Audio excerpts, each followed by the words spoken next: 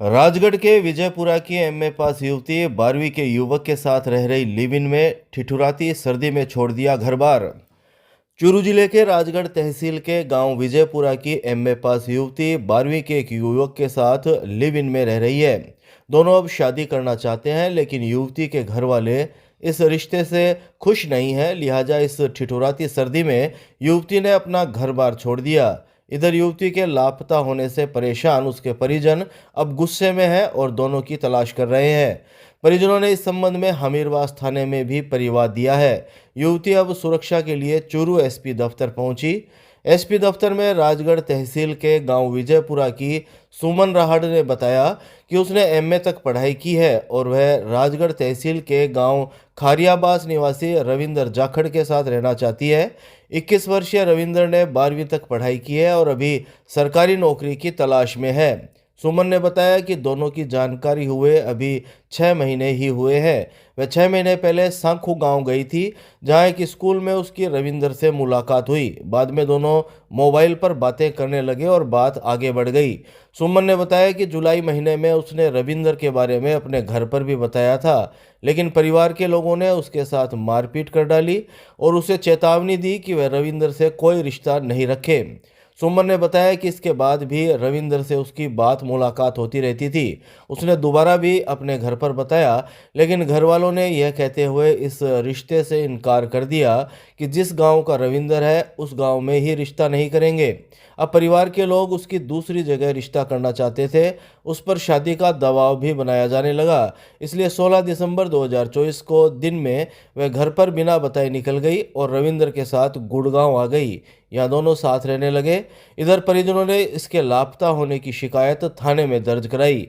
अब दोनों सुरक्षा की मांग को लेकर चूरू एसपी दफ्तर पहुंचे। नाम सुमन है, 22 साल उम्र है। घर का बताई थी, घर का मान्य हाथ को नहीं। घर का बोले कौन करा मैं उठी शादी, मैं उठी करानी चाहूँ। 3-4 दिन पहली बात हुई थी। घर का ये बोले नाटिया घर का नहीं, बोले कौन करा मैं उठा चाहिए और कट करवा लेना, मैं बोले ठीक करवाऊंगा। तो शादी तो रिश्तो तो ढूंढ रखे तो 2-3 महीना कर दें था शादी। हाँ, घर का एप्लीकेशन में रखी देता। शहर के नयाबास में एक ही रात में 2 सगे भाइयों के बंद मकानों के टूटे ताले, नकदी और ज्वेलरी की हुई चोरी। चूरू शहर के नयाबास में एक ही रात में 2 सगे भाइयों के 2 बंद मकानों के ताले तोड़कर चोरी करने का मामला सामने आया है। चोरी की सूचना के बाद कोतवाली थाना पुलिस मौके पर पहुंची और मौके वारदात का निरीक्षण कर साक्ष्य जुटाए। पुलिस ने आरोपियों को चिन्हित करने के लिए सीसीटीवी कैमरे खंगालने शुरू कर दिए हैं। नयाबास निवासी पीड़ित सौजन्य इंदौरिया ने बताया कि एक मकान उनके ताऊजी बजरंग लाल इंदौरिया का है और दूसरा मकान उनके बड़े भाई स्वदेश इंदौरिया का है। पीड़ित ने बताया कि उनके ताऊजी बजरंग लाल इंदौरिया पिछले कुछ समय से अपने बच्चों के पास जयपुर में रहते हैं और उनका भाई स्वदेश इंदौरिया 21 दिसंबर को मुंबई गए थे। शुक्रवार सुबह आस पड़ोस के लोगों ने मकान के ताले टूटे होने की सूचना दी, जिसके बाद मौके पर पहुंचकर देखा तो दोनों मकानों के कमरों के सभी ताले टूटे हुए थे। मुख्य गेट का ताला टूटा हुआ था और अंदर सामान बिखरा हुआ था। अज्ञात चोरों ने दोनों मकानों में रखे अलमारी, संदूक आदि तोड़कर ज्वेलरी और करीब 2-2.5 लाख रुपए चोरी कर लिए। ये हमारे ही दोनों घर है, एक ताऊजी का है बजरंग लाल जी इंदौरिया का और एक है स्वदेश इंदौरिया का। और ताऊजी के घर से तो कोई थोड़ा बहुत ज्वेलरी है वो गायब हुई है और हमारे घर से काफ़ी नुकसान हुआ। कैश पेमेंट भी है और ज्वेलरी भी है। कैश कितना है, ज्वेलरी कितनी है? अप्रोक्सीमेट नहीं बोल सकता, 2 से 2.5 कम से कम है। और कब से ये दोनों मकान बंद थे? ताऊजी का मकान तो लगभग 1.5 महीने से बंद है और भैया है वो 21 तारीख के बॉम्बे गए थे, वहाँ पर कोई सालासर बालाजी का प्रोग्राम था, उसके लिए गए हुए थे और 31 तारीख को आने की है। वार्ड संख्या 15 की 34 वर्षीय विवाहिता की 5 महीने बाद कब्र से निकाली गई लाश, महिला के पिता की रिपोर्ट के बाद कोतवाली पुलिस की कार्यवाही।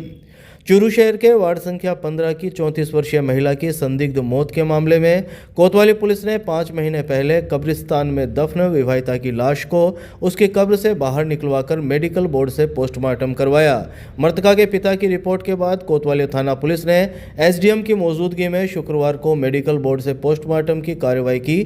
कोतवाली सीआई मुकुट बिहारी ने जानकारी देते हुए बताया कि वार्ड संख्या 13 के यूसुफ खान ने उसकी 34 वर्षीय बेटी की हत्या की आशंका जाहिर करते हुए 25 दिसंबर 2024 को रिपोर्ट दी थी कि वह पिछले 3 दशक से परिवार सहित विदेश में रहता है। उसकी बेटी फिरदौश की शादी 7 जनवरी 2008 को चूरू के वार्ड संख्या 15 निवासी सफीक खान के साथ हुई थी।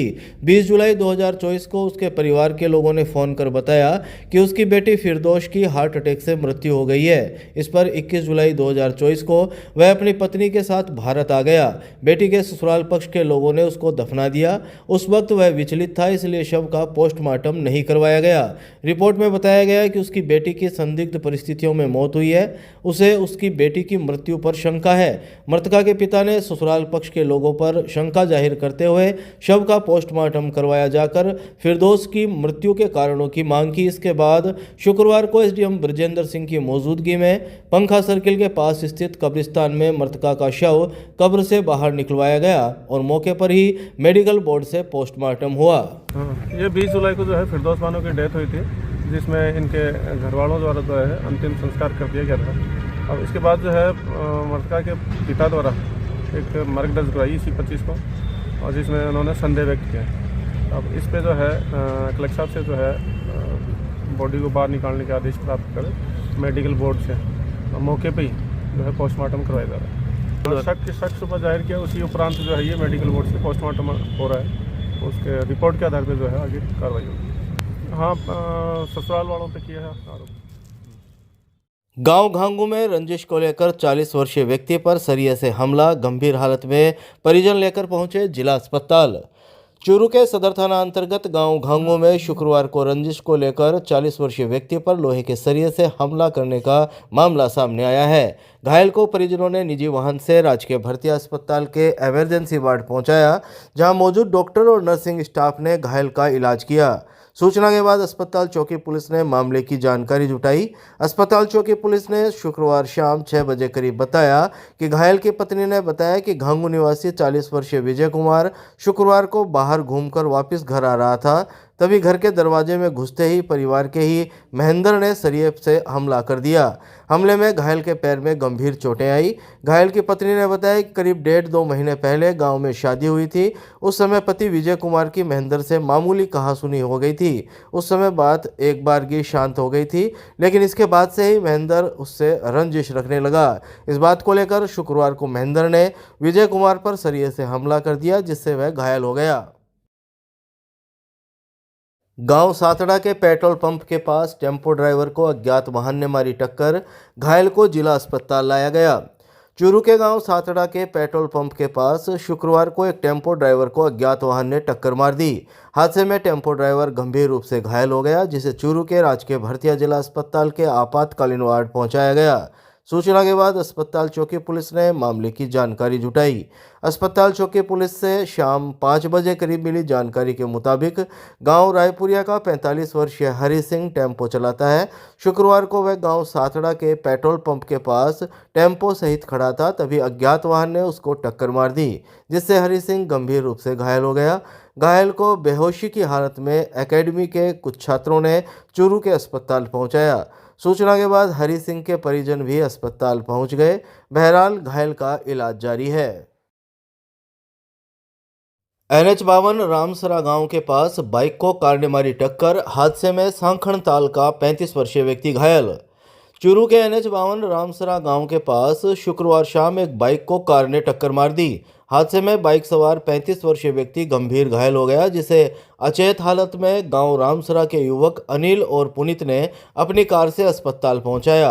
अस्पताल में शाम 7 बजे करीब गांव रामसरा के पुनीत ने बताया कि वह और अनिल के साथ बैठकर एक होटल में चाय पी रहे थे। तभी एक धमाका सुनाई दिया। जब दोनों मौके पर पहुंचे तो वहां बाइक सवार एक व्यक्ति अचेत हालत में पड़ा था, जिसे दोनों अपनी कार में डालकर अस्पताल लेकर पहुंचे। उन्होंने बताया कि मौके से कार ड्राइवर कार सहित फरार हो गया था। इधर घायल व्यक्ति की जेब में मिले दस्तावेज के अनुसार उसका नाम सांखणताल निवासी नरेंद्र कुमार बताया जा रहा है। बहरहाल नरेंद्र कुमार अचेत हालत में है, जिसका इलाज चल रहा है। पुलिस लाइन के पास सदर थाना पुलिस ने की नाकाबंदी, वाहनों की ली सघन तलाशी।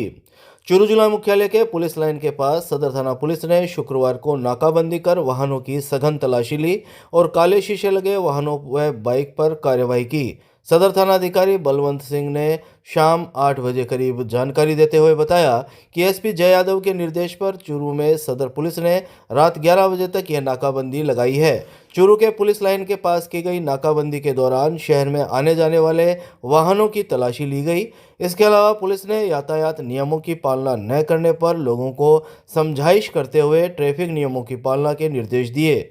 एसएचओ बलवंत सिंह ने बताया कि इस दौरान काले शीशे लगे वाहनों और साइलेंसर से पटाखे बजाने वाली बाइक के खिलाफ कार्यवाही की जा रही है। पुलिस द्वारा की जा रही नाकाबंदी के दौरान संदिग्ध व्यक्ति दिखाई देने पर उसे रुकवाकर पूछताछ भी की गई। इसके अलावा वाहनों की सघन तलाशी ली गई।